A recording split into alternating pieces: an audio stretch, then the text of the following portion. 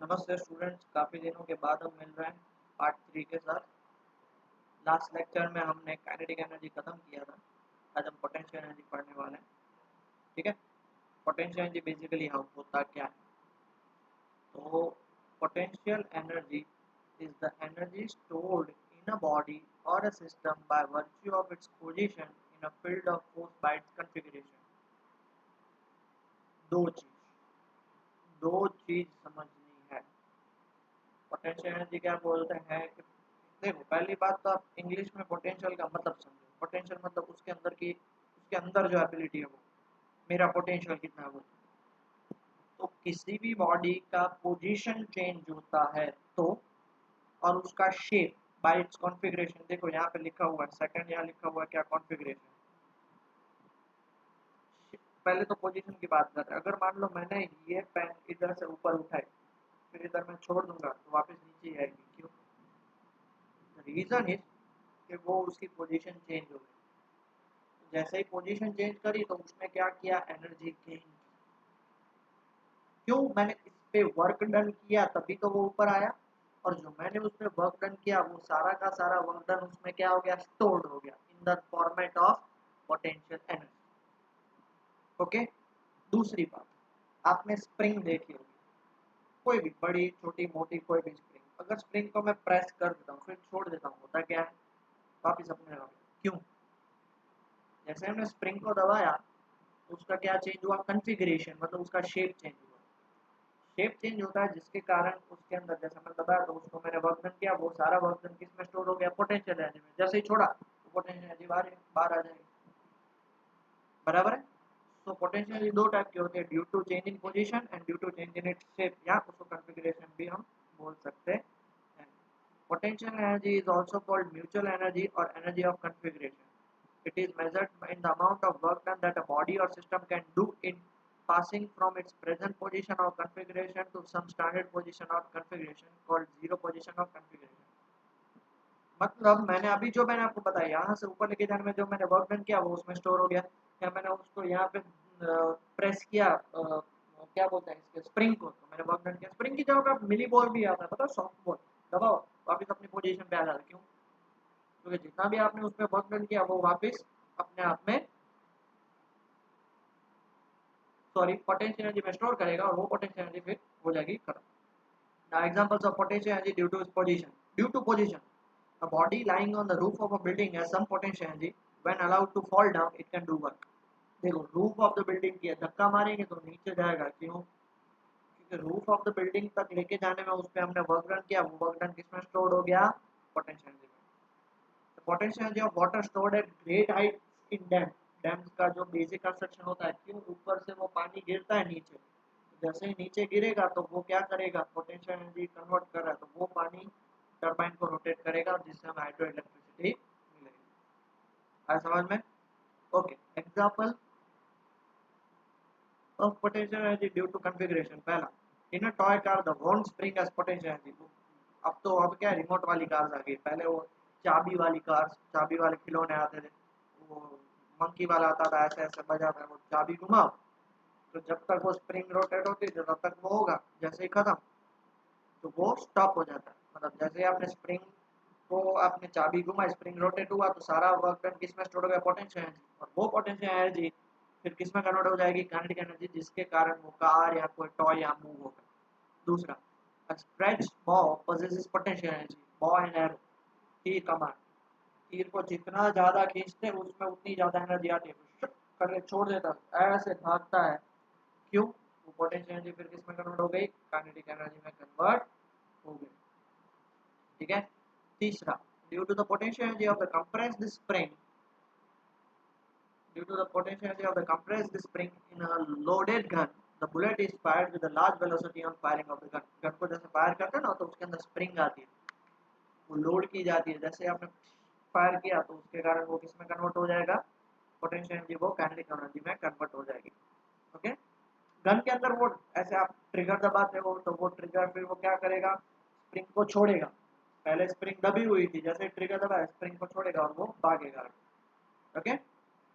ना, different types of potential energy. Potential energy तीन type की होती है। सबसे पहली होती है gravitational potential energy, It is the potential energy associated with the state of separation of two bodies which attract one another through the gravitational force. Gravitational force के कारण एक दूसरे को अट्रैक्ट करेंगे, उसे हम ग्रेविटेशनल पोटेंशियल एनर्जी बोलेंगे. दूसरी, elastic potential energy. It is the potential energy associated with the state of compression और एक्सटेंशन लाइक स्प्रिंग. खींचा तो भी अपनी जगह पे जाएगा, कंप्रेस किया तो भी अपनी जगह पे जाएगा. और तीसरा, electrostatic potential energy, the energy due to interaction between two electric charge. ये हम 12th में पढ़ेंगे. क्लियर? हम ज्यादा इसमें डिस्कशन नहीं करेंगे, हमें यहाँ पे ग्रेविटेशनल और इलास्टिक को ही डिस्कस करना है. सबसे पहले ग्रेविटेशनल पोटेंशियल एनर्जी बेसिकली होता क्या है, ठीक है. Now, the gravitational potential energy of a body is the energy possessed by a body by virtue of its position above the surface of the earth. अर्थ से जितना आप ऊपर लेके जाओगे, जैसे देखो ये ऑब्जेक्ट है, अभी ए पे है, ये सरफेस पे, इसको आप ऊपर लेके गए हाइट एच पे, तो उसकी पोजीशन क्या होगी बी. जैसे ऊपर लेके गए छोड़ दिया तो वो क्या हवा में रहेगा, ना जी ना, वो आएगा नीचे. क्यों? बिकॉज उसने ग्रेविटेशनल पोटेंशियल एनर्जी अपने अंदर गेन कर ली. आगे समझ में? पक्का? ओके. ना वो जो हमारा ऑब्जेक्ट था, मान लेते हैं उसका मास m है और वो सरफेस पे लाई कर रहा है, जैसे फिगर में बताया था. Let g be the acceleration due to gravity. Okay. For height much smaller than the radius of the earth, h much much, radius of the earth 6400 kilometre है. मतलब आप उसको 5 मीटर, 10 मीटर, 100 मीटर, 1 किलोमीटर तक लेके जाओ तो वो comparatively 6400 kilometre कोई नहीं होता है. और वहां पे g क्या होता है, कांस्टेंट होता है. सर वो कैसे आया? तो 8 चैप्टर पूरा ग्रेविटेशन का ही है, तब पढ़े. For needed to lift the body up with a zero acceleration, हमें उसको ऊपर लेके जाना है जीरो एक्सेलरेशन, तो कितना फोर्स लगाना पड़ेगा? Force is equal to mg. क्या लगाना पड़ेगा बेटा? Force is equal to mg. Now work done in body, उतना फोर्स लगाना पड़ेगा, तो उतना फोर्स लगाएंगे तो फोर्स किस में कन्वर्ट होगा? वर्क डन में होगा. तो वर्क डन का फॉर्मूला क्या होता है? Force into displacement. कितना डिस्प्लेसमेंट हुआ? ग्राउंड से लेके हाइट एच तक लेके गए तो फोर्स इनटू एच. फोर्स कितना था? mg, क्योंकि उस पे सारा फोर्स किसके कारण लगा? ग्रेविटेशन के कारण, तो mg है. और ये जो वर्क डन है, आपको पता है कि what is energy ability to do work, तो ये सारा वर्क डन किसमें कन्वर्ट हो जाएगा? Potential energy. काइनेटिक एनर्जी हमने देख लिया, अगर इसका मोशन होता रहता तो वो सारा वर्क डन किसमें कन्वर्ट होता? काइनेटिक एनर्जी में. ये सारा वर्क डन किसमें कन्वर्ट होगा? पोटेंशियल एनर्जी में. क्लियर हो गया? बराबर है. तो U का फॉर्मूला क्या निकला? mg. और मान लो at the surface of the earth, मतलब आपके ग्राउंड पे, तो h की वैल्यू तो जीरो, क्योंकि हाइट ही नहीं है. तो वहां पे h की वैल्यू जीरो डाल दोगे तो U कितना आ जाएगा? जीरो. ग्रेविटेशनल, ग्रेविएशनल नहीं है, ग्रेविटेशनल है, मेरे से मिस्टेक हो गई टाइप में. Gravitational potential energy earth surface पे जीरो होगी. अगर मान लो उसको थोड़ा सा ऊपर लेके जाते हैं, थोड़ा सा ऊपर, थोड़ा सा ऊपर लेके जाते हैं, तो कितना हो जाएगा? U is equal to mg. और अगर सरफेस ऑफ द अर्थ पे लेके जाएंगे तो कितना हो जाएगा? जीरो. बराबर. ये ग्रेविटेशनल पोटेंशियल एनर्जी का पूरा डिटेल डिस्क्रिप्शन है. अगर आपको नहीं समझ में आया तो वापस वीडियो रिप्ले करिए, नहीं समझ में आया तो मुझसे पूछ लीजिए. ओके बेटा, आगे बढ़ते हैं. Conservative and non conservative force. What is conservative force? A force is conservative. बहुत इंपॉर्टेंट है, सुन लीजिए ध्यान से. if the work done by the force in displacing a particle from one point to another is independent of the path followed by the particle and depends only on the end point. मतलब मान लो आप यहाँ से लेके jubilee ground में, यहाँ से मतलब कौन पकड़ ले, okay D mart, D mart पकड़ ले. डी मार्ट से आप जुबिली ग्राउंड गए, सबने देखा डी मार्ट, जुबिली ग्राउंड भी सबने देखा. अब आप डी मार्ट से जुबिली ग्राउंड जाने के 4-5 रास्ते, अब कोई भी रास्ते से आपका फोर्स कितना होगा? फाइनल फोर्स कि भाई जुबिली ग्राउंड से डी मार्ट के बीच का जो शॉर्टेस्ट डिस्टेंस है, तो उस टाइप के फोर्स को हम क्या बोलेंगे बेटा? Conservative force. जो किस पे डिपेंड करता है? इनिशियल और फाइनल पोजीशन पे डिपेंड करता है, और किसी पे नहीं करता. समझ आया? बराबर है. Which is independent of path. अब देख लो, कोई बंदा मान लो कि वो हाईवे पकड़ लेगा, कोई अंदर से पकड़ लेगा, कोई घूम घूम के जाएगा, XYZ जगह से आप जा सकते हो. बट हम क्या करेंगे? हम जो पाथ पे डिपेंड ही नहीं रखेंगे, उसे हम क्या बोलेंगे? Conservative force. डिराइव करते हैं, समझते हैं क्या है basically. Suppose the particle moves from point A to point B along either the path 1 or 2, 1 या 2 कहीं से भी, as shown in the figure. If a conservative force F acts on the particle, then the work done on the particle is same along the two paths. देखो ये जो particle है यहाँ पे, आप यहाँ से यहाँ पे गए या यहाँ से यहाँ पे गए, ये पाथ पे गए या ये पाथ पे गए, दोनों पाथ का डिस्टेंस सेम है ना। तो दोनों में से कोई भी पाथ से जाओ, दोनों में से कोई भी पाथ से जाओ, वर्क डन दोनों का क्या होगा, सॉरी सेम होगा। क्या होगा, सेम होगा। कैसे, तो मैथमेटिकली हम क्या बोल सकते हैं, W A B along path A1 1 is equal to WAB along path 2। Okay, समझ रहे हो ना, work done along path AB, work done along path work done along path 1 from A to B, work done along path 1 from path 2 from A to B, दोनों का work done क्या होगा, same होगा, उससे कंजर्वेटिव होगा। अब समझो, अब थोड़ा सा उल्टा केस लेते हैं। अब उल्टा केस क्या पता है कि मान लेते हैं यहाँ से यहाँ पे गया और वही दूसरे पाथ से वो वापस अपनी जगह पे आया। समझ पा रहे हो बेटा, यहाँ से वो बी पे गया और बी से वापस ए पे आया, ये केस हमें पकड़ना है। तो उस केस को कैसे एक्सप्लेन करेंगे, now suppose the particle moves in a round trip from point A to B along path 1 and then back to A along path 2 as shown in figure B. तो for conservative force आपको पता है, conservative force क्या बोलता है, work done on particle along path 2 from A to B is equal to minus work done along the particle along the path 2 from B to A. Sir ये पता नहीं चला, समझा, बहुत ध्यान से देखिए, बहुत ध्यान से देखिए। यहाँ पे जाने का और यहाँ से यहाँ पे आने का, दोनों का वर्क डन क्या होगा, सेम होगा। बट हम यहाँ से ए टू बी जा रहे हैं और यहाँ पे बी टू ए आ रहे हैं, तो दोनों का डायरेक्शन ऑपोजिट है, इसलिए माइनस आ जाएगा। Work done from A to B, अगर उसको पॉजिटिव मानते तो work done from B to A तो नेगेटिव, देखो मैग्नीट्यूड सेम होगी बट डायरेक्शन ऑपोजिट है, मैग्नीट्यूड सेम डायरेक्शन ऑपोजिट। मतलब मैं इसको क्या लिख सकता हूँ, W A B along path 2 is equal to minus W B along path 2। अब यहाँ पे देख लो W A B along path 2 है, उसकी जगह मैं W B A path along 2 है, ये दोनों को इक्वेट कर सकता हूँ। ये इसकी जगह पे मैं ये वाली वैल्यू डाल दूँ, दैट इज पुट 2 इन 1, तो क्या हो जाएगा, देखो यहाँ पे माइनस माइनस डब्ल्यू बी आ जाएगा, माइनस डब्ल्यू बी उधर आएगा तो क्या हो जाएगा प्लस, और इस साइड जीरो।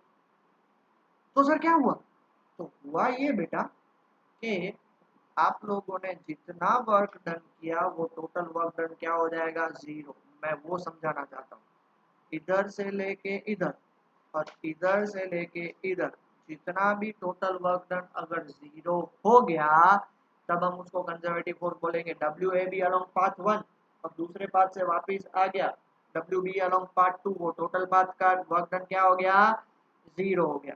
समझ रहे हो, पहले इतना लिख लीजिए, फिर थोड़ा सा और एक्सप्लेनेशन है वो समझा देता हूँ।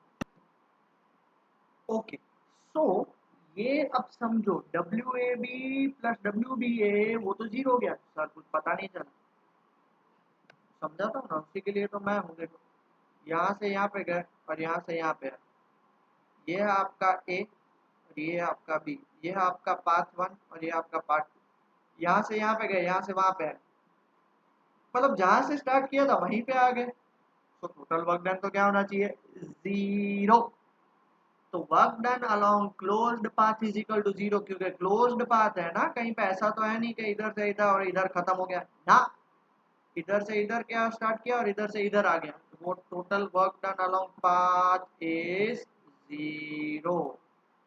समझ रहे हो, so hence a force is conservative if the work done by the force in moving a particle around, बहुत इंपॉर्टेंट कंजर्वेटिव फोर्स की ये इंपॉर्टेंट पॉइंट है, along a closed path work done zero होगा, तो जितना भी फोर्स अप्लाई किया वो conservative force. Example gravitational force, electrostatic force, elastic force of a string, all are conservative forces. समझ में आ गया ना बेटा, जहां से स्टार्ट किया बराबर है ए टू बी और वापस वही पाथ पे आए from B to A, total total ये 1 और ये 2, मतलब W A B along path 1 plus W B A along path 2, दोनों मिला के क्या हो जाएंगे, जीरो हो जाएंगे, जीरो जीरो जीरो, डन। अब conservative nature of gravitational force की बात करते हैं कि भाई ग्रेविटेशनल फोर्स, अब मैंने बोला कि कंजर्वेटिव है, बट क्यों कंजर्वेटिव है समझाता हूँ। अब देखो मुझे एक ऑब्जेक्ट को मुझे एक ऑब्जेक्ट को ए से लेके बी पे पहुंचाना है, तो उसके बहुत सारे पाथ हो सकते हैं, बहुत सारे वेज हो सकते हैं, बहुत सारे तरीके भी हो सकते हैं। डायरेक्ट ए टू बी गया एच हाइट पे, या पहले ए टू सी गया, फिर सी टू डी गया, फिर डी टू ई गया, फिर डी टू बी गया। दो मेथड पकड़, बराबर है। हमें पता है वर्क डन कितना होगा, उसको ऊपर लेके जाएंगे एम जी एच होगा, क्योंकि इतने हाइट एच पे लेके जा रहे हो। और मान लो इसका मास एम है, तो उस पर फोर्स कितना लगेगा, एम जी लगेगा। बराबर है, बराबर है बेटा, पक्का। ये वर्क डन है, हाँ बेटा, work done is equal to force into displacement, force M G और डिस्प्लेसमेंट ए बी एच। अब समझ, बट जो दूसरा फिगर है उसमें वर्क डन कितने पार्ट में डिवाइड है, ए टू सी, दूसरा सी टू डी, तीसरा डी टू ई, चौथा ई टू बी। देख लो, A to C to D, D to E और ई टू। अब ए टू सी में, आप ए टू सी में चेक करोगे तो no doubt M G into A C, क्योंकि इतना हाइट तक पहुंचा ना वो। बराबर है, समझ में आया, इतना हाइट तक पहुंचा। फिर सी डी में तो कोई हाइट ही चेंज नहीं हो रही है, बिकॉज वो ही सरफेस पे घूम रहा है, मतलब जीरो हो जाएगा। क्यों जीरो होगा, तो हमने वर्क डन आगे ही देख लिया बेटा कि भाई 90 डिग्री होगा, फोर्स नीचे लग रहा है, मूवमेंट इस साइड हो रहा है, दोनों के बीच में 90 डिग्री मतलब जीरो। वापिस M G into D E plus M G into last case में बी जीरो, क्योंकि हाइट चेंज नहीं हो रही।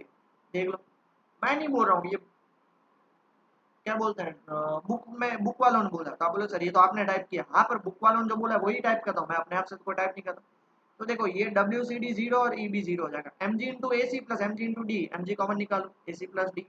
अब मुझे एक चीज बताओ, ए सी प्लस डी टोटल मिला के ये डी ई है और ये ए सी है, मिलके क्या बनाएंगे, एच। उसकी अब एच डाल सकता हूँ, तो work done zero. Thus, the work done in moving a body against gravity is independent of part taken and depends only on the final position of the body, and gravitational force is a conservative force. मतलब आपको मैं तरीका बता देता हूँ। अगर मान लो कोई बंदा ग्राउंड फ्लोर से सेकंड फ्लोर गया, फिर फर्स्ट फ्लोर आया, फिर फिफ्थ फ्लोर गया, फिर थर्ड फ्लोर आया, फिर सेवंथ फ्लोर गया, फिर सिक्स फ्लोर गया, फिर 10th फ्लोर गया, तो वो बोलेगा हो मैंने तो बहुत सारा काम किया। और एक बंदा है जो सीधा फर्स्ट फ्लोर से 10th फ्लोर चला गया, दोनों ने इक्वल काम किया। क्यों, ये काम किसके रिलेटेड है, work done due to gravitational force की बात चल रही है। Work done by the person तो अलग चीज होता, बट यहाँ पे work done by the gravitate, बहुत सारे ऐसे बोलेंगे हाँ सर ये तो बात सही है, work done by the gravitate, work done वो 1 to 10th फ्लोर गया और सीधा फिर दूसरा वाला जो बंदा था फर्स्ट टू थर्ड गया, फिर सेकंड गया, फिर फिफ्थ गया, फिर फोर्थ गया, फिर सेवंथ, फिर सिक्स, फिर एट्थ और लास्ट में 10, तो उसने ज्यादा वर्क डन नहीं किया, दोनों सेम किया। बट अगर इंडिविजुअली की बात करें तो work done bye a person, तो वो जो सेकंड पर्सन है उसने ज्यादा वर्क किया, but work done by gravitational force दोनों का सेम है, क्योंकि work done by gravitational force किस पे डिपेंड करता है, इनिशियल एंड फाइनल पोजीशन पे डिपेंड करता है। आ गया समझ में बेटा। अब दूसरा second point, suppose a ball is thrown vertically upward. Logical बात समझो, ऊपर फेंकोगे तो हो गया क्या, as it rises the gravitational force does negative work on it decreasing its kinetic energy। Logical बात है, ऊपर फेंकोगे तो धीरे धीरे धीरे उसकी स्पीड कम होगी और एक टाइम होगा स्टॉप हो जाएगा, धीरे धीरे धीरे उसकी स्पीड कम होगी स्टॉप हो जाएगा, वापस वो फिर वहां से नीचे आएगा। क्यों स्टॉप हो जाएगा, बिकॉज ग्रेविटेशनल फोर्स ऊपर लग रहा है और हम नीचे लग रहा है और हमने उसको धक्का ऊपर दिया, तो क्या होगा, नेगेटिव वर्क डन करेगा, नेगेटिव वर्क, दोनों बीच में एंगल 180, उसके कारण उसकी काइनेटिक एनर्जी क्या होगी, डिक्रीज हो जाएगी। As the ball descends the gravitational force does positive work, but जब वो ऊपर से नीचे आ रहा है तो आ भी नीचे रहा है और ग्रेविटेशनल फोर्स भी नीचे लग रहा है, दोनों नीचे लग रहे हैं, तो वो क्या हो जाएगा, increasing kinetic energy. The ball falls back to the point of projection with the same velocity, मतलब जितनी वेलोसिटी से ऊपर फेंका था उतनी वेलोसिटी में ही हमारे हाथ पे आएगा, and kinetic energy with which it was thrown up, उतनी काइनेटिक एनर्जी, क्योंकि वेलोसिटी सेम तो काइनेटिक एनर्जी सेम ही होगी। The net work done by the gravitational force on the ball during the round trip is zero। पहले negative work done फिर positive work done, net add up करोगे तो क्या हो जाएगा, zero. फिर देखो नीचे diagram, this again shows that gravitational force is a conservative force। आगे समझ में, ओके। अब थोड़े बहुत डेरिवेशन है वो देख लेते हैं, उसके बाद न्यूमेरिकल्स देख लेते हैं, ठीक है। टेंशन नहीं लेने का बेटा, टेंशन नहीं लेने का। अब दूसरा है नॉन कंजर्वेटिव फोर्स, इसको मैं हाईलाइट करना भूल गया। कंजर्वेटिव तो देख लिया, कंजर्वेटिव का उल्टा दूसरा भाई The amount of work done in moving an object against a force from one point to another depends on the path along which body moves. वहाँ पे independent of path, यहाँ पे on the path. Then such force is called non-conservative force. The work done in moving an object against a non-conservative force along a closed path, वहाँ पे zero था, यहाँ पे not zero, क्योंकि non है ना, totally opposite होगा. Force of friction and viscosity are non-conservative force. Viscosity book 2 में है. जैसे फोर्स ऑफ फ्रिक्शन सॉलिड में लगता है, विस्कोसिटी लिक्विड में लगता है. ठीक है, सिर्फ याद रख लो, काम आ जाएगा बेटा आपको. ओके, अब potential energy in relation to conservative force समझते हैं क्या है. देखो, एक सिंपल सी बात समझो कि भाई पोटेंशियल एनर्जी का फोर्स का दोनों का रिलेशन क्या है, वो हमें फाइंड करना. The potential energy is the energy associated with the configuration of system in which conservative force acts. Configuration मतलब या तो उसकी पोजीशन या तो उसका shape change. When the conservative force F of x, मान लेते वन डायमेंशन की बात करते हैं, does work W on a particle with in the system. मेरे पास एक पार्टिकल है, उस पर मैं वर्क डन कर रहा हूँ, किसके कारण? कंजर्वेटिव फोर्स के कारण. तो change in potential energy del U of the system is equal to the negative of the work done. ये हमें प्रूव करना है. ये हमें प्रूव नहीं, ये गिवन होता है कि del U is equal to minus W. ये याद रख लो, बहुत ही इंपॉर्टेंट है. आप बोलोगे सर ये कहाँ से आया, तो ये आपको याद रखना है कि del U is equal to minus W. बराबर है.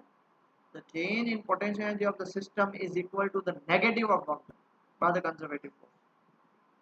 Negative of the work done, वो जो change in potential energy होगा ना, वो हमेशा negative of work done होगा. बट आपको पता है कि W is equal to क्या होता है? Force into displacement. कहाँ से कहाँ पे? From initial to final. But W की जगह पे मैं क्या लिख सकता हूँ? माइनस डेल यू लिख सकता हूँ. माइनस डेल यू लिखूंगा तो ये क्या हो जाएगा? एक्स आई से लेके x F F of x D. ठीक है. अब ये जो इंटीग्रेशन दूसरे साइड जाता है ना बेटा, तो वो डिफरेंशिएशन हो जाता है. और डिफरेंशिएशन दूसरे साइड इंटीग्रेशन, जैसे स्क्वायर दूसरी साइड स्क्वायर रूट, तो इंटीग्रेशन दूसरे साइड तो हम उसको क्या लिख सकते हैं? Minus D U by D X. But U as the factor of X is equal to, यहाँ पे क्या बचेगा? एफ. अब बोलोगे सर डी एक्स कहाँ चला गया? डी एक्स तो नीचे आ गया, इसलिए डेल का डी हो गया. अब माइनस को उस साइड लेके जाएंगे, तो पहले इतना लिख लीजिए, फिर आगे बढ़ जाए. तो therefore F of X is equal to, मैं क्या लिख सकता हूँ? Minus D U by D. Okay, clear हो गया? पक्का बेटा? तो हम इसको ये भी बोल सकते हैं, हेंस पोटेंशियल एनर्जी. आप बोलो सर ये क्या किया, कुछ पता नहीं चला. मैंने बोला ना बेटा, याद रख लो. कहाँ से नेगेटिव आया वो आप हायर लेवल की जब पढ़ाई करोगे वहां पे आप पढ़ोगे. मैं भी डिफाइंड शायद 12th में भी पता चल ही जाएगा. As a function whose negative gradient, ये उसकी डेफिनेशन है. Negative gradient gives the force. Negative gradient मतलब उसका नेगेटिव डिफरेंशिएशन. माइनस नेगेटिव उसका डिफरेंशिएशन करोगे और फोर्स मिलेगा, तो उसको हम क्या बोलेंगे? पोटेंशियल एनर्जी बोलेंगे. ओके बेटा, चेंज इन पोटेंशियल एनर्जी है, सिर्फ पोटेंशियल नहीं है. Change in potential energy is equal to negative of work done. ये प्रूव्ड है, बट हमें यहाँ पे आगे नहीं बढ़ना है इसलिए. Next, principle of conservation of mechanical energy. Most IMP, most IMP, most IMP, most most most most most most most IMP. Done. क्या बोलता है कि this principle state that if only the conservative forces are doing work on a body. क्या बेटा? कौन से force? Conservative force. Then it's total mechanical energy. Total mechanical energy मतलब K E plus P remains constant. अगर उसमें सिर्फ conservative force apply हो रहे हैं, तो के ई प्लस पी कोई भी जगह पे हमेशा क्या रहेगा? कांस्टेंट. कांस्टेंट मतलब इक्वल. प्रूफ की तरफ आगे बढ़ते हैं. Suppose the body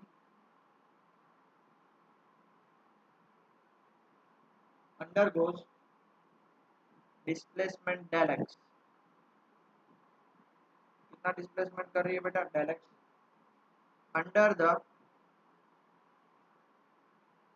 action of conservative force F of X, then from work energy theorem, from work work energy theorem क्या बताता है बेटा कि change in kinetic energy is equal to work done.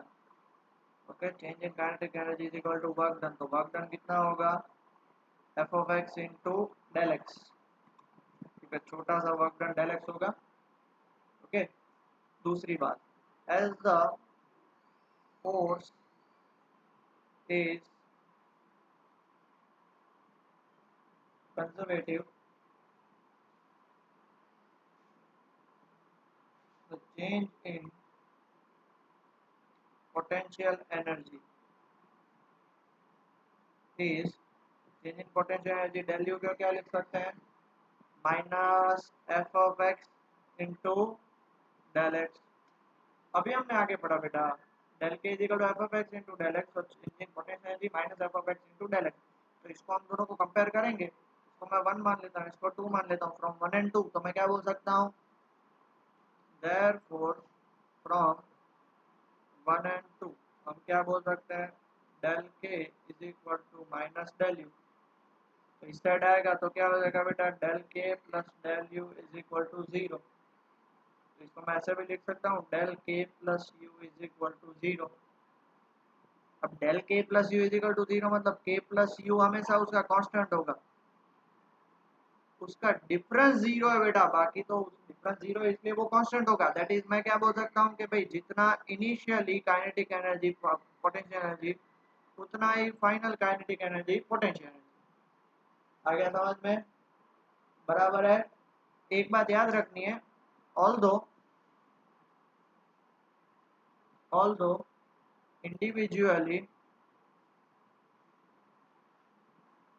K and U may change, K and U may change मतलब potential energy और kinetic energy change हो सकते हैं from one state of system to another, मतलब उसकी value plus minus हो सकती है, बट दैट सम, बट उनका जो ओवरऑल टोटल सम है, बट दैट सम और the total mechanical energy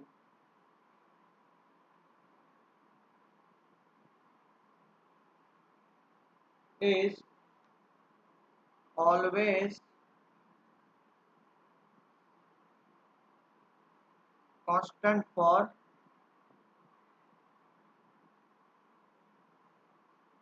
conservative. ये बात याद रखनी है आपको बेटा, ये बात हमेशा आपको याद रखनी है। क्लियर हो गया, पक्का क्लियर हो गया बेटा, आगे बढ़ते हैं। Properties of the conservative force, the work done by conservative force of an object is path independent, सबको पता है पाथ डिपेंडेंट नहीं है। दूसरा, the work done by the conservative force is zero if it is moving in the closed path and returns to its initial position। और तीसरा, if only the conservative force are acting then its total mechanical energy is also conserved। ये तीन चीज हमने अभी detail में पढ़ी बेटा, पढ़ी ना अभी डिटेल में, बस यही करना। क्लियर हो गया, पक्का, चलो pause the video, note it down. बहुत ही इंपॉर्टेंट डेरिवेशन है ये डेरिवेशन है conservation of mechanical energy in a freely falling body. कोई भी बॉडी फ्रीली फॉलिंग होती है तो उसमें सिर्फ ग्रेविटेशनल फोर्स ही लगता है, ग्रेविटेशनल फोर्स लगता है मतलब वो कंजर्वेटिव फोर्स में आ जाएगा, ठीक है, कंजर्वेटिव फोर्स में आ जाएगा, तो वो कंजर्वेटिव फोर्स होगा। तो यहाँ पे क्या बोल सकते हैं हम कि भी पाथ इंडिपेंडेंट और ये सारी चीजें। कंजर्वेशन ऑफ मैकेनिकल एनर्जी का मतलब हमने अभी थोड़ी देर पहले ही पढ़ा कि भाई काइनेटिक एनर्जी और पोटेंशियल एनर्जी का एडिशन, इनिशियल हो फाइनल हो बीच में हो कहीं पे भी हो, हमेशा उसका एडिशन क्या होता है, जीरो, कांस्टेंट होता है। अब मान लेते हैं कि body, consider a body of mass m lying at a position A, lying at a position A at height h above the ground, यहाँ पे ढाई कर रही है मतलब उसकी वेलोसिटी क्या होगी, जीरो होगी। As the body falls its kinetic energy, simple सी बात है, जैसे आप उसको धीरे धीरे नीचे गिरेगी उसकी काइनेटिक एनर्जी क्या होती जाएगी, इंक्रीज, और उसकी हाइट क्या होती जाएगी, कम होती जाएगी। अब जैसे जैसे नीचे आती जाएगी तो उसकी हाइट क्या हो रही है, कम हो रही है। और आपको पता है potential energy whole and sole किस पे डिपेंड होता है, हाइट पे। तो हाइट कम हो जाएगी मतलब उसकी पोटेंशियल एनर्जी कम होती जा रही है, काइनेटिक एनर्जी इंक्रीज होती जा रही है। मतलब ये देखो, पहले यहाँ पे आप देख सकते हो पोटेंशियल एनर्जी ज्यादा, काइनेटिक एनर्जी कम। धीरे धीरे धीरे धीरे धीरे काइनेटिक एनर्जी बढ़ रही है, पोटेंशियल एनर्जी जब वो ग्राउंड पे टच होगी तो मैक्सिमम स्पीड से टच होगी। बट दोनों का एडिशन हमेशा क्या रहेगा, कांस्टेंट रहेगा। Now as the body falls its kinetic energy increases at the expense of potential energy. Kinetic energy increase होगी, बट क्या, at the expense of potential energy. Expense of potential energy मतलब potential energy क्या बोल सकते हैं कि वो खत्म होती जाएगी और काइनेटिक एनर्जी बढ़ती जाएगी। तो सबसे पहले हम स्टार्ट करते हैं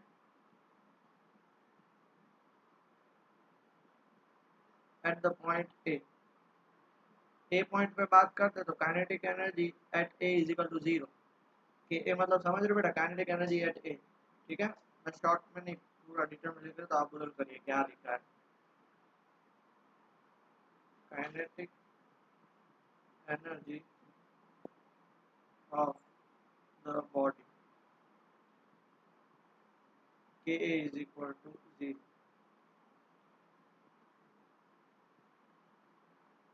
potential energy of the body U is equal to M G H. Therefore K A plus U कितना हो जाएगा, zero plus M G H कितना हो जाएगा, एम जी एच। इसको मैं ई ए नाम देता हूँ, एनर्जी एट ए। क्या नाम देता हूँ बेटा इसको, ई है। एनर्जी एट ए कितनी है, एम जी एच है। तो बी बी बीच वाला पॉइंट है, कहीं पे भी एक ऐसा पॉइंट है जो ऊपर से एक्स डिस्टेंस दूर है, ऊपर से एक्स डिस्टेंस दूर है, तो नीचे से कितना होगा, एच माइनस एक्स, बराबर है। तब वहां पे भी कितनी होनी चाहिए टोटल, ये मतलब मैकेनिकल एनर्जी, हमें वही फाइंड करना है। ओके, सब हम फाइंड करेंगे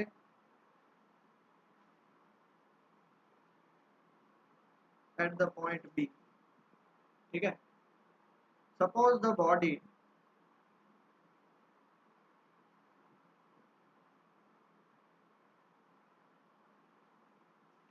फॉल्स थ्रू, फॉल्स फ्रीली आएगा, falls freely through height X. Height X मतलब एक्स हाइट नीचे आ गया है, बराबर है, and reaches the point B with velocity is equal to v। तो आपको पता है बेटा, v square minus U square is equal to 2as। A की जगह पे g आएगा और s की जगह पे x। नीचे जा रहा है मतलब विद ग्रेविटेशनल फोर्स है, इसलिए g पॉजिटिव वरना नेगेटिव होता है। और कितना डिस्टेंस इसने मूव किया, x डिस्टेंस मूव किया, बट आपका u तो जीरो है, देयरफॉर v स्क्वायर कितना हो जाएगा, 2gx। बस इतना याद रखना। अब kinetic energy at B, K B को क्या बोल सकते हैं, half M V square. Half M V square की जगह पे 2gx, 2 कैंसल, तो कितना होगा mgx। और यूबी का फॉर्मूला क्या होता है, एम उतना ही, जी उतना ही, बट हाइट जो होती है वो ग्राउंड से होती है, तो बेटा ग्राउंड से उसकी हाइट कितनी है, एच माइनस एक्स है ना। तो इसको हम क्या बोल सकते हैं, एच माइनस एक्स। तो ये क्या हो जाएगा, M G H minus M G X. Therefore E B कितना होगा, U B plus K B. तो यू बी कितना है, M G H minus M G X plus M G X. ये कैंसिल हो जाएगा, आंसर क्या आ जाएगा, एम जी एक्स। ये भी उतना था, ये भी उतना, मतलब बीच में कहीं पे पॉइंट पे mechanical energy that is kinetic energy plus potential energy हमेशा क्या होगा, एम जी एच ही होगा। ओके, अब last and final at the point C. At point C suppose the body falls freely, finally reaches the ground.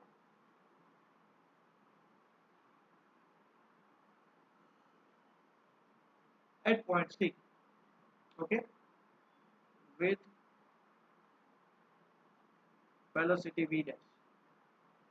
Then मुझे एक चीज बताओ, v square minus zero square is equal to 2gh होगा. क्यों h होगा उसका मैं रीजन बताऊं आपको. क्योंकि एट सी उसने कितना डिस्टेंस ट्रैवल किया h. अब एट बी देखोगे तो उसने x ट्रैवल किया, बट एट सी उसने कितना ट्रैवल किया, h डिस्टेंस ट्रैवल किया. तो क्या आ जाएगा h. तो v square is equal to क्या हो जाएगा 2g. अब kinetic energy at C, v नहीं लिख सकते उसको v डैश का स्क्वायर लिखेंगे, half M V dash square. इसलिए half M V dash square की जगह पे क्या आएगा 2gh, 2 कैंसिल, इसलिए क्या आ जाएगा mgh. और यूसी क्या आएगा, UC UC UC UC UC होता है mg, और h की जगह पे 0 क्योंकि ग्राउंड पे. Therefore energy at C, total mechanical energy kc plus UC. kc कितना है mgh और यूसी कितना है 0. तो ऐड करोगे mgh, मतलब ए पे भी सेम है, बी पे भी सेम है और सी पे भी सेम है. आ गया समझ में. तो क्या बोल सकते हैं, clearly as the body falls its P decreases and K is increases by an equal amount.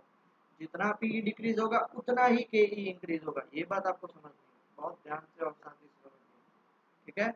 However, its total mechanical energy remains constant mgh at the all point. Thus, total mechanical energy is conserved during free fall of a body. इसलिए total mechanical energy हमेशा क्या होती है, conserve होती है. Figure shows the variation of K E and P at all the height. देखो starting ये height है, एट मैक्सिमम हाइट, देखो एट मैक्सिमम हाइट उसकी पी सबसे ज्यादा है ये पी है. ये जो आपका डॉट सॉरी के ई ज्यादा है. एट जीरो हाइट के ई ज्यादा है, बराबर है, के ई ज्यादा है, बट एट मैक्सिमम हाइट के ई 0 है. At zero height P E 0 है, एट मैक्सिमम हाइट यहाँ पे मैक्सिमम पी और यहाँ पे मैक्सिमम के. यहाँ पे पी इज इक्वल टू 0 और यहाँ पे के इज इक्वल टू 0, बट यहाँ पे टोटल एनर्जी हमेशा सेम होगी, kinetic energy plus potential energy. वो आप कहीं पे भी ऐड करते जाओ हमेशा क्या रहेगी, सेम रहेगी. क्लियर हुआ, सबको समझ में आया. किसी को कुछ डाउट है, नहीं है ना, तो आगे बढ़े. ठीक है, किसी को डाउट हो तो ठीक है, नहीं हो तो इट्स ओके. आगे बढ़ते हैं. चलो अब न्यूमेरिकल्स की तरफ बढ़ते हैं हम आगे. न्यूमेरिकल सॉल्व करेंगे. पहला ही न्यूमेरिकल देखिए तो, a vehicle of mass 15 quintals, a vehicle of mass 15 quintals, okay. तो उसका मास कितना हो जाएगा 15 क्विंटल्स, मतलब 15 इंटू 100 kg कितना हो गया 1500 kg. हाइट उसकी कितनी है 200 मीटर. स्पीड इसकी कितनी है 30 मीटर पर second. Calculate the potential energy gained by it and it's total mechanical energy while running on the top of the हिल. तो पोटेंशियल एनर्जी गेन, क्योंकि जितना ऊपर चढ़ेगा तो पोटेंशियल एनर्जी बढ़ती जाएगी. पोटेंशियल एनर्जी का फॉर्मूला क्या होता है mgh, बराबर है. तो 1500 जी की जगह पे क्या लिखेंगे 10, जी की जगह पे 10 या 9.8, तो 9.8 जी को लिख लो 9.8 मीटर पर सेकंड स्क्वायर. और हाइट कितनी है उसकी 200 मीटर. तो इसको आप सब कुछ कैलकुलेट करोगे तो आंसर आएगा इसका 2.94 इंटू 10⁶ जूल्स, बराबर है. अब उसकी काइनेटिक एनर्जी कितनी होगी, काइनेटिक एनर्जी का फॉर्मूला होगा half M V square. Half M की जगह पे 1500 और वी की जगह पे 30 का स्क्वायर. सब कुछ कैलकुलेट करोगे तो 3, इसका आंसर आएगा 0.675, 0.675 इंटू 10⁶, क्योंकि दोनों 10⁶ के फॉर्मेट में है ना. एंड टोटल मैकेनिकल एनर्जी आपको भी पता है, टोटल मैकेनिकल एनर्जी क्या होगी के ई प्लस पीई, इन दोनों का एडिशन. आंसर आएगा 3.615 इंटू 10⁶. डन. आगे बढ़े. Next question, calculate the velocity of the Bob of a simple pendulum at its mean position. Mean position मतलब ये वाली पोजीशन है, यहाँ से स्टार्ट करता है, ये उसकी एक्सट्रीम पोजीशन होती है, ये इसका क्वेश्चन दिख लिया, इसको मीन पोजीशन बोलते हैं। ठीक है, तो मीन पोजीशन पे, क्योंकि एक्सट्रीम पोजीशन पे तो उसकी वेलोसिटी जीरो होती है। तो एक बात समझो कि ये हमारा जो बॉब है ना, यहाँ पे उसकी एक्सट्रीम पोजीशन है, यहाँ पे उसकी वेलोसिटी जीरो होती है, यहाँ पे उसकी वेलोसिटी मैक्सिमम होती है। मतलब यहाँ से आने में जितनी उसने काइनेटिक पोटेंशियल एनर्जी यहाँ पे जितनी थी, यहाँ पे पोटेंशियल एनर्जी कितनी होगी, मैक्सिमम। और यहाँ पे कितनी होगी काइनेटिक एनर्जी, मैक्सिमम। तो एट मीन पोजीशन हम क्या बोल सकते हैं, ये आपको बनाना नहीं है, आपके समझने के लिखा है, K E of the bob at mean position is equal to PE of bob at extreme position। और एक्सट्रीम पोजीशन मतलब मैक्सिमम हाइट, कितनी हाइट लेगा वो, 10 सेंटीमीटर ऐसा बोला है। तो के का फॉर्मूला क्या है, हाफ एम स्क्वायर, पी का फॉर्मूला क्या है, M G H, M M cancel, तो वी स्क्वायर का फॉर्मूला क्या होगा, 2 GH। therefore v is equal to under root 2 GH। सारी वैल्यूज आप डाल देना, h देखो सेंटीमीटर में, इसलिए उसको मीटर में कन्वर्ट करना पड़ेगा। सब कुछ कैलकुलेट करने के बाद इसका आंसर आएगा 1.4 मीटर पर सेकंड। ठीक है, आगे बढ़े। Okay, a girl of Mars, ये भी बढ़िया सा क्वेश्चन है। 40 kg sits in a swing formed by a rope of 6 metre length. ये रोप 6 मीटर मतलब ओ ए या ओ बी, आप दोनों को पकड़ लो, ओ ए या ओ बी, उसकी लेंथ कितनी होगी, O A is equal to O B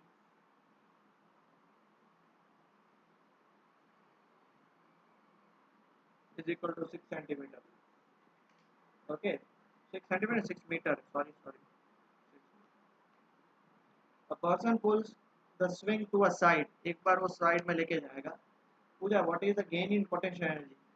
तो लॉज सिंपल सी बात है कि यहाँ तक लेके जाएगा, कितनी हाइट तक लेके जाएगा, 60 डिग्री बना रहा है। 60 डिग्री बना रहा है मतलब हमें कितना हाइट वो ऊपर लेके गया वो फाइंड करना है ना। जैसे देखो बॉब वाले हमने क्वेश्चन देखा था कि उसकी हाइट 10 सेंटीमीटर गिवन थी, यहाँ पे तो हाइट गिवन नहीं है ऐसी। तो सबसे पहले हमें वही फाइंड करना पड़ेगा, क्या फाइंड करना पड़ेगा, तो देखो ना, in triangle O C B, O C B, अब देखो मुझे ओ सी मिल जाए, तो मुझे पता है ओ ए की टोटल लेंथ 6 है, तो ओ सी मिल जाए तो मैं देखो मुझे फाइंड क्या करना है, ये 90 डिग्री है तो मुझे एडजेसेंट फाइंड करना है। तो cos 60 degree is equal to adjacent, adjacent upon hypotenuse O B. cos 60 is half adjacent OC by OB is 6, therefore OC is equal to कितना होगा 3 मीटर। hence वो कितना हाइट ऊपर जाएगा, ये उतना height, h is equal to OA में से OC को माइनस कर दो, OA कितना है 6 में से 3 को माइनस कर दो, मतलब 3 मीटर ऊपर जाएगा। तो therefore हम यहाँ पे क्या बोल सकते हैं, potential energy gained by the girl is equal to mgh। उसका मास कितना है 40 kg, g कितना लेना है नहीं बताया तो 9.8, और h कितना है 3 मीटर। कैलकुलेशन आपको करना है, आंसर आएगा जूल्स में। हाँ बेटा, जूल्स में आंसर आएगा। डन, आगे बढ़े। Done, next question, how high must body be lifted so that its gain in potential energy equal to its kinetic energy. Same type का क्वेश्चन, क्या बोल सकता है, gain in potential energy is equal to kinetic energy. अभी हमने उसका formula देखा था, उसकी हाइट, अभी यहाँ पे हम लोग को हाइट फाइंड कर, gain in potential energy is equal to M G H, kinetic energy is equal to half M B square, M M cancel, हमें एच फाइंड करना है, तो वी स्क्वायर बाय क्या हो जाएगा 2 जी, बराबर। वी कितना दिया हुआ है 30 मीटर पर सेकंड, तो 30 इंटू 30 अपॉन 2, जी की जगह पे 10 ऑलरेडी बोला है तो कोई भेजामारी नहीं करनी है, 60/2 એટલે कितना आएगा, कितना आ जाएगा, जल्दी से बोल दो, 30 मीटर, तो 30 मीटर तक ऊपर जाएगा। नेक्स्ट क्वेश्चन, अब ये बढ़िया क्वेश्चन है, एमसीक्यूज में बहुत बार आता है, तो प्लीज प्लीज प्लीज ध्यान से देखिएगा। A ball bounces of 80% of its original height. मान लो ये बॉल को आपने नीचे फेंका, तो ये जितनी हाइट है ना, अब एक बार फेंकने से आप छोड़ दोगे तो धीरे धीरे धीरे धीरे हाइट कम हो जाएगी। वो कितना परसेंट गया? 80% ऑफ ओरिजिनल हाइट गया। मतलब उसका जो अब वेलोसिटी होगा यहाँ पे, ये पाथ बोल रहा हूँ, सेकंड पाथ, जब नीचे फेंकने के बाद जो ऊपर वो हाइट पे गया, एक बार नीचे फेंकने के बाद ऊपर हाइट पे वो कितना गया? 80% ऑफ एच। और आपको पता है कि पोटेंशियल एनर्जी किस पे डिपेंड होती है? पोटेंशियल एनर्जी डिपेंड होती है हाइट पे, बराबर है। तो पोटेंशियल एनर्जी भी कितनी हो जाएगी? 80% ऑफ ओरिजिनल पोटेंशियल एनर्जी हो जाएगी। तो मैं यहाँ पे क्या लिख सकता हूँ? Suppose the ball is dropped from height h, तो उसकी इनिशियल पोटेंशियल एनर्जी कितनी हो जाएगी? पहले तो ड्रॉप कर दिया ना, बाउंस मतलब ड्रॉप करने के बाद initial potential energy mgh। Okay, तो पीई आफ्टर फर्स्ट बाउंस कितना हो जाएगा? PE after first bounce is equal to कितना हो जाएगा? mg तो उतना ही रहेगा, और क्या हो जाएगा? 80% ऑफ h, मतलब 0.8 mgh। तो पीई लॉस्ट, लॉस्ट हो जाएगा ना, तो 20% क्या हो गया? PE of lost in first bounce, P lost in first bound कितना हो जाएगा? 0.2 mgh। सर ये कहाँ से आ गया? तो बेटा टोटल 100 होता है, उसमें से 80% आया तो 20% लॉस्ट हो गया। देयरफॉर हमें तो क्या फाइंड करना? Fraction of mechanical energy, fraction of energy lost. अब बोलो सर यहाँ पे तो मैकेनिकल एनर्जी बोला है, तो आप सिर्फ पी फाइंड कर रहे हो, बिकॉज यहाँ पे काइनेटिक एनर्जी का कुछ बताया ही नहीं गया। तो जो भी है वो सारी पोटेंशियल एनर्जी के कारण ही हो रही है, काइनेटिक एनर्जी के कारण कुछ हो ही नहीं रही है। तो फ्रैक्शन ऑफ एनर्जी लॉस्ट मतलब ओरिजिनल 0.2 mgh लॉस्ट हो गई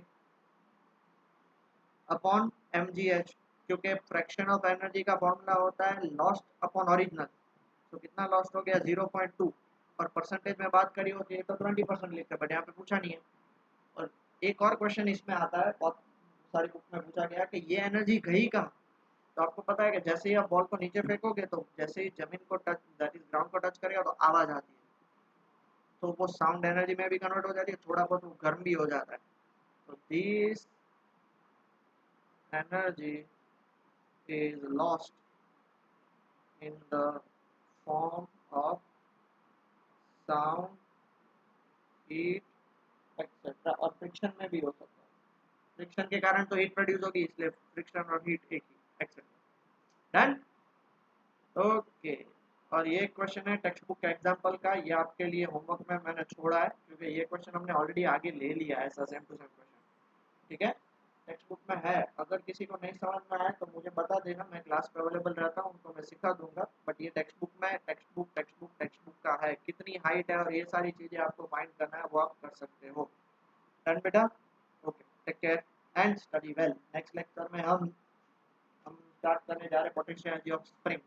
ग्रेविटेशनल पोटेंशियल एनर्जी देख लिया, potential energy of spring. Okay, तब तक के लिए take care and study well. Okay.